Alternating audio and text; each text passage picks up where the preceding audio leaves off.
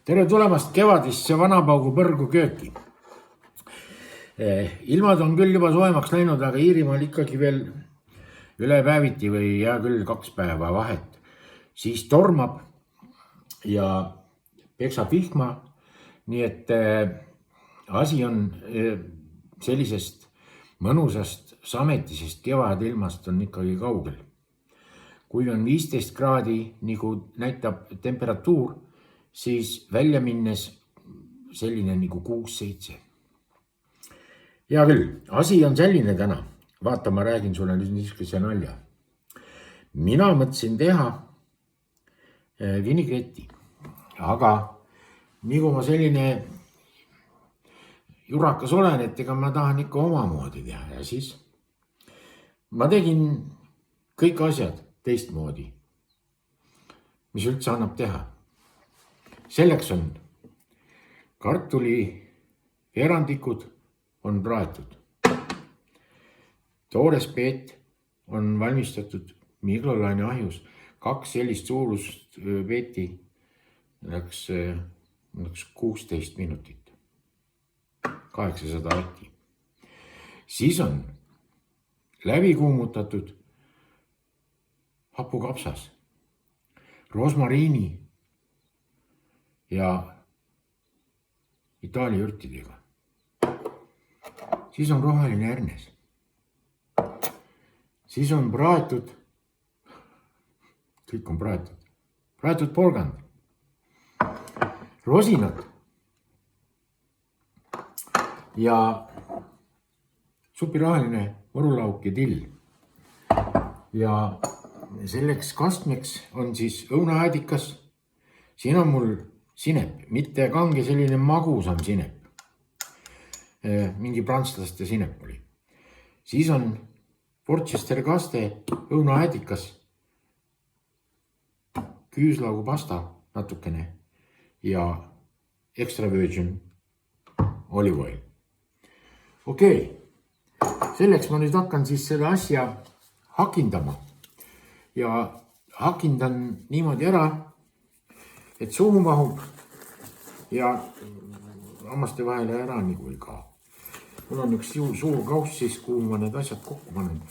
Võtame kõigepealt siis, ma ei taha seda hakklauda kokku ajada. Tead, mis ma teen? Mul on siin üks talgvik. Üks talgvik on. Vot siis ma saan siin. Vaata nagu, peet on kohe selline kakras. Vaata, ei ole selline, nagu nad on, see poes müüaks valmis keedetud, ta on selline nagu lödi või.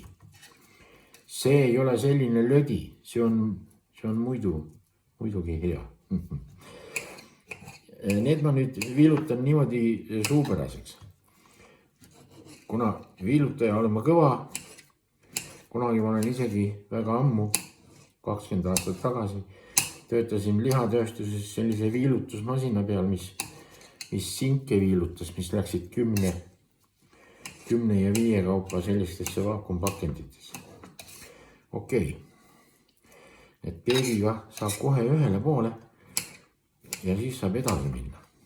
Vaata, asi on ikkagi ettevõtmises. Mina arvan seda, et mõni võib nüüd, et noh, mis sa oled vana peeror, et täitsa lolliks läinud, et see ei ole ju mingi vinigett. Tegelikult on iga asi täpselt maitseb sulle sellisena, nagu sa seda ise teed või välja mõtled. Ega see ei ole nüüd mingisugune aamen kirikus, et vaata niimoodi võib ja teisiti mitte kuidagi ei tohi. Seda võid öelda iga asja kohta, kurkide soolamise kohta ja kartuli võtmise kohta, et miks sa niimoodi kartulit võtad, meie võtame hoopis teisiti, et meie võtame näiteks potist.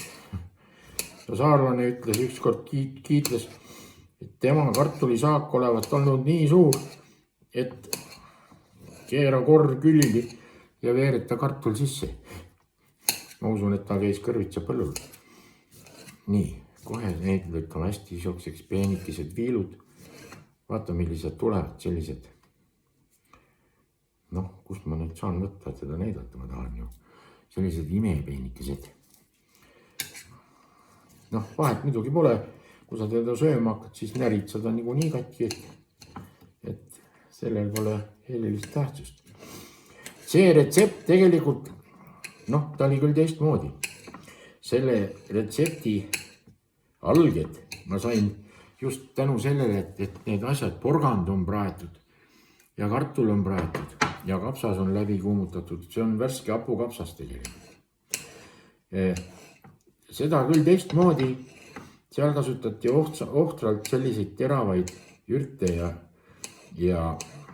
tšilli oli ikka üle kõige üks Gruusia kokk. Ja mina siis mõtlesin, et ma proovin omamoodi, et ega muud asjad on kõik enam-vähem samad. Ainult mis teistmoodi on siis need praetud värgid. Et need lõikame ka nii, ma oleks võinud muidugi enne juba valmis lõikuda kõik. Aga ega mul siin tegelikult ju seda ma ei peagi teile midagi näitama. Ma näitasin ära, millest see värk koosneb. Ja ma näitan ainult selle kastme tegemise ära, millega ma need asjad üle valan. Noh, tegelikult ega siin muud enam väga pikalt eriti midagi polegi. Et lihtsalt viidan aega, et see ei ole nii huvitav.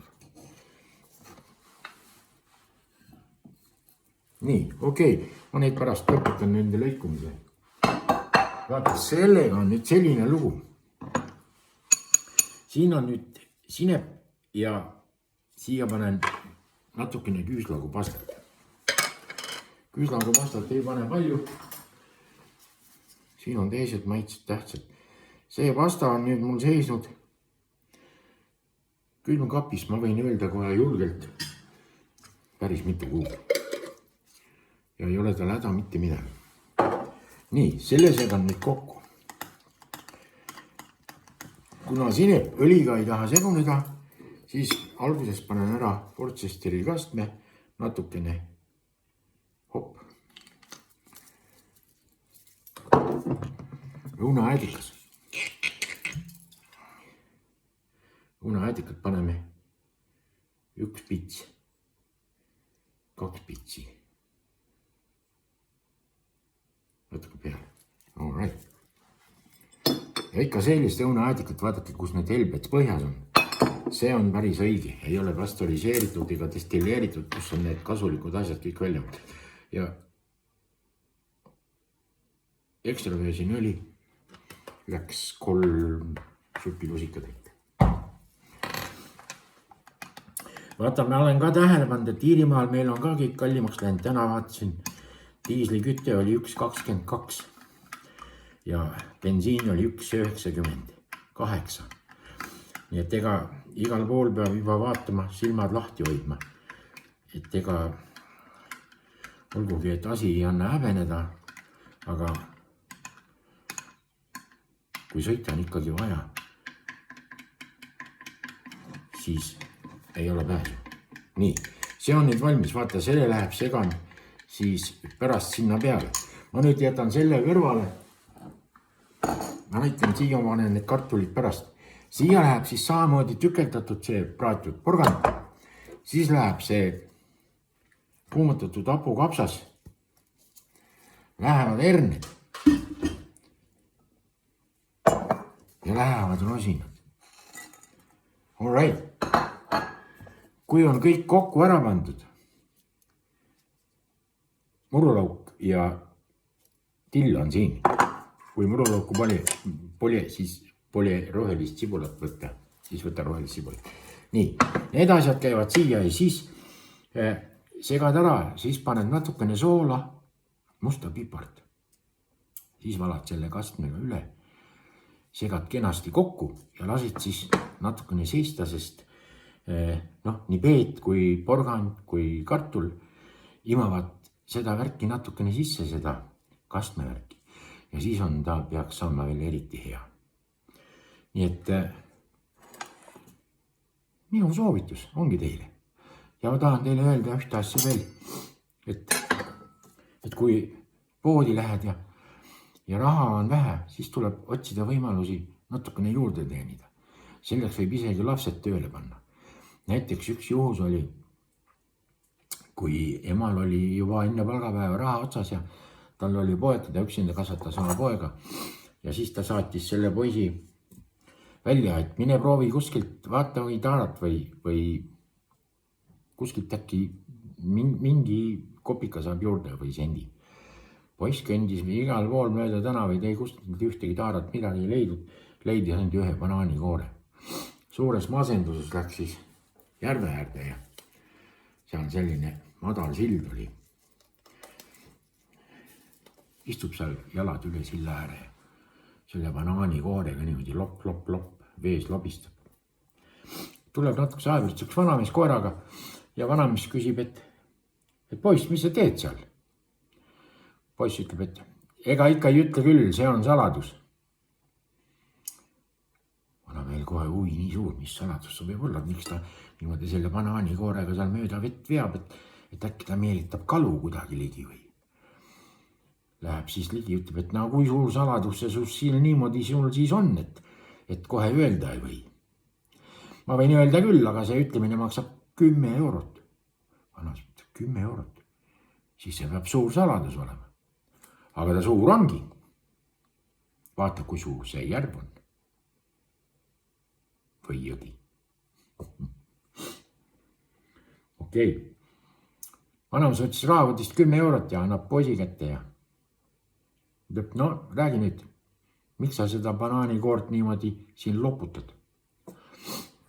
Lihtsalt niisama, midagi teha ei ole. Tulin taarat otsima, taarat ei leidnud, leidsin ainult banaanikoore.